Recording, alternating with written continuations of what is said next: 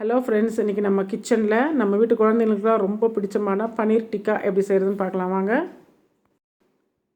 இதுக்கு பன்னீர், குடமிளகா, வெங்காயம் இது இந்த மாதிரி கட் பண்ணி எடுத்துக்கோங்க.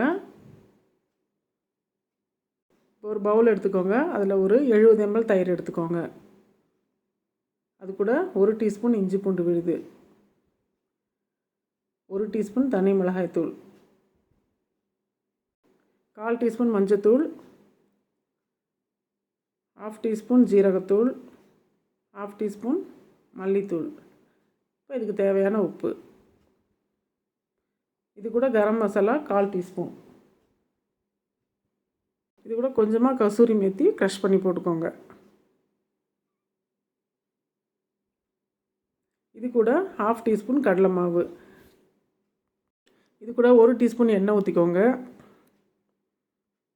அது கூட ஆஃப் லெமனை பிழிஞ்சு விட்டுக்கோங்க.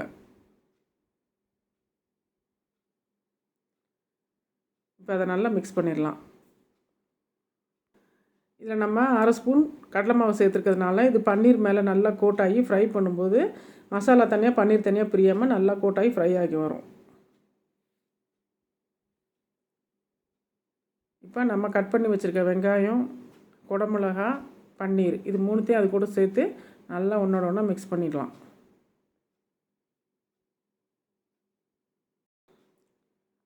இது எல்லாத்தையும் ஒன்றோட ஒன்றா நல்லா அந்த மசாலா கோட் ஆகிற அளவுக்கு நல்லா மிக்ஸ் பண்ணிவிடுங்க. இது வரைக்கும் நம்ம சேனலை சப்ஸ்கிரைப் பண்ணாதவங்க சப்ஸ்கிரைப் பண்ணிவிடுங்க. அப்படியே பக்கத்தில் இருக்க பெல் பட்டனையும் ப்ரெஸ் பண்ணிவிடுங்க. இதை ஒரு 10 நிமிஷம் ஊற வச்சுக்கலாம். ரொம்ப நேரம் ஊற வச்சாலும் நல்லாயிருக்கும். இப்போ இந்த மாதிரி 2 ஸ்கியூவர்ஸ் எடுத்துக்கோங்க. இப்போ நம்ம ஊற வச்சுருக்க பன்னீர், வெங்காயம், குடமிளகா இது மூணுத்தையும் ஒன்றுன்னா அதெல்லாம் லைனாக இந்த மாதிரி குத்தி வச்சிடலாம்.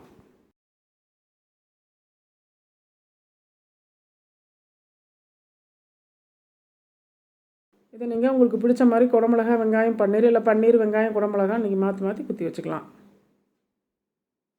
இதை நம்ம அப்படியே ஷாலோ ஃப்ரை பண்ணி கூட சாப்பிடலாம். ஆனால் குழந்தைங்களுக்கு இந்த மாதிரி ஸ்கியூவர்ஸில் குத்தி நம்ம ஃப்ரை பண்ணி கொடுத்தோம்னா ரொம்ப விரும்பி சாப்பிடுவாங்க. அதனால் இந்த மாதிரி ட்ரை பண்ணுங்கள். இப்போ எல்லாத்தையும் இந்த மாதிரி ஸ்கியூவர்ஸில் குத்தியாச்சு. இப்போ ஒரு பேனில் 2 டேபிள் ஸ்பூன் எண்ணெய் ஊற்றிக்கோங்க. நம்ம அரேஞ்ச் பண்ணி வச்சுருக்க அந்த ஸ்கியூவர்ஸை அதில் எடுத்து லோ ஃப்ளேமில் நம்ம இப்போ ஃப்ரை பண்ணி எடுத்துக்கலாம்.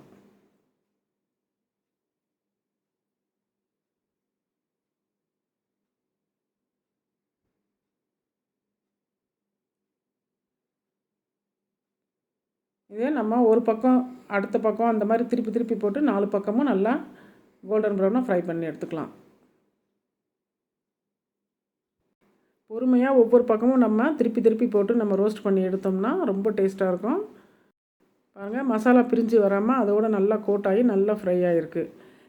ஸ்கியூவர்ஸ் இல்லாதவங்க 2 டேபிள் ஸ்பூன் எண்ணெயை பேனில் ஊற்றி அதை ஷாலோ ஃப்ரை பண்ணி கூட குழந்தைங்களுக்கு கொடுக்கலாம். ஆனால் குழந்தைங்களுக்கு இப்படி செஞ்சு கொடுத்தா தான் பிடிக்கும். அதனால் எனக்கு கண்டிப்பாக உங்கள் வீட்டில் நீங்கள் ட்ரை பண்ணுங்கள். இந்த வீடியோ உங்களுக்கு பிடிச்சிருந்தா நம்ம சேனலுக்கு சப்ஸ்கிரைப் பண்ணுங்கள்.